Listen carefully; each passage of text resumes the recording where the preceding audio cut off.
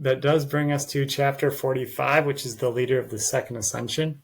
They are stuck in a tiny room.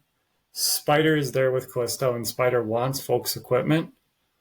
Luckily, Thesin comes in and essentially says that Volk is off, well, literally on the table, but his stuff is off the table. It's not available as a bounty. Callisto ends up breaking something or knocking something off of a table, and Thesin calls Callisto a Lumox, which the minute I read that word, I'm like, okay, I'm going to have to look that up because no clue what that would be. Lummox, noun, a clumsy, stupid person.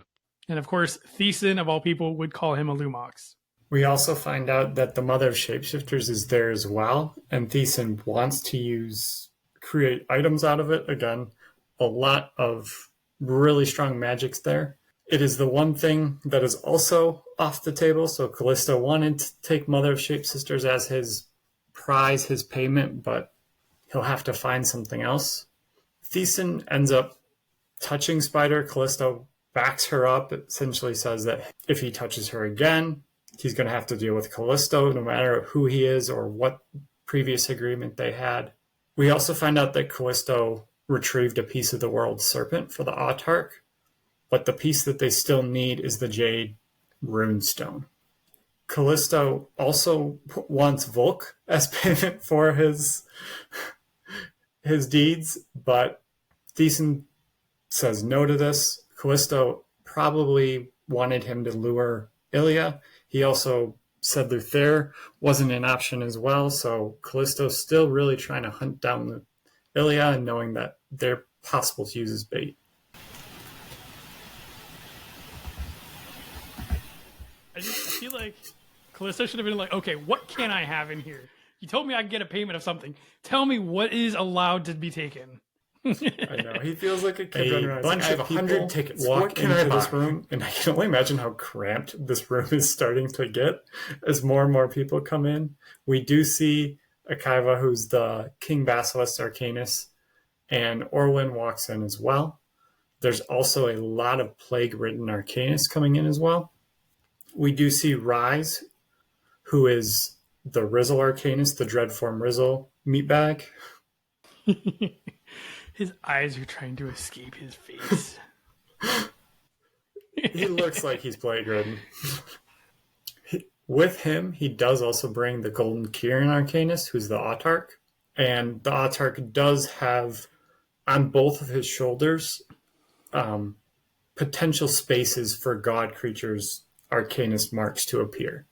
So we get the feeling that the plan is that the Autarch with his Golden Kieran would be able to bond with multiple god creatures and then Super Saiyan to the max. They give him this powerful armor made from the Apoc dragon. So again, they're really, really amping up for the Autarch. And we do find out that there's 6 nation rulers that have all been assassinated to throw more and more of the world into chaos.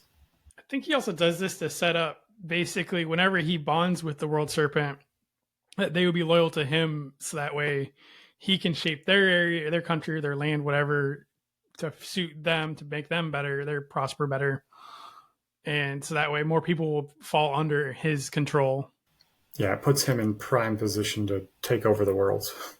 He actually seems like he could do it instead of just like every other cartoon villain or whatever. Like, I'm going to take over the world. And you're just like, yeah, there's how.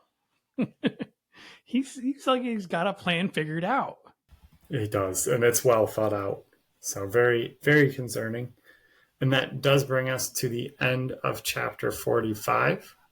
And with that, that concludes this week's episode of chapters 41 through 45. And next week, we are going to be doing our last section of Plague Arcanist. We're doing 46 through 50. And then after that, we will have the episode of the tabletop game that Zerza, or his name is Chad, sits down and talks with us about his tabletop game for the Frith Chronicles and his ideas on that, sharing his thoughts on it. And I believe a week or two from the airing of this episode in particular, Time Marked Warlock will be released for audiobook and in the actual book itself.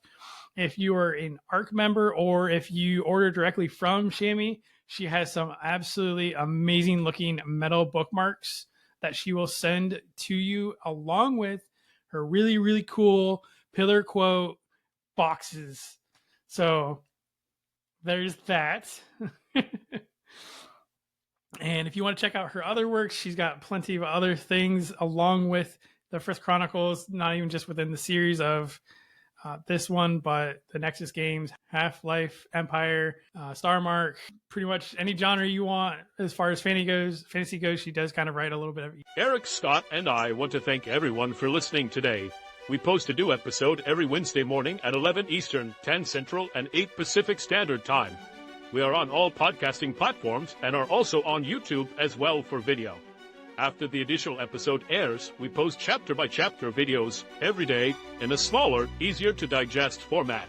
We do want to give a special shout-out to the final member of our team, Dan Mackison, one of the admins for the Frith Chronicles Wiki, link listed below, and doing his best to keep everything running smoothly behind the scenes.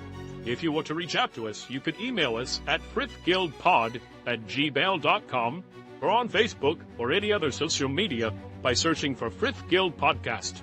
Just to remind everybody, we have links to everything in the description below on both the podcast and YouTube. Scott, do you have anything else you want to add this week? It's very close to finishing the fourth book. It's crazy how fast it goes through. Oh my goodness! And we would be halfway through the series at the end of this one, so we're coming up on 8 months of recording. Jeez.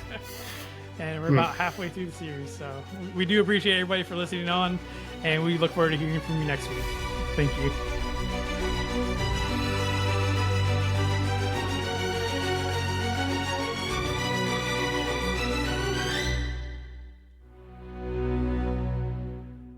Welcome back to the Frith Guild Podcast. I'm your host, Eric. And today we'll be going over chapters 41 through... That was rude.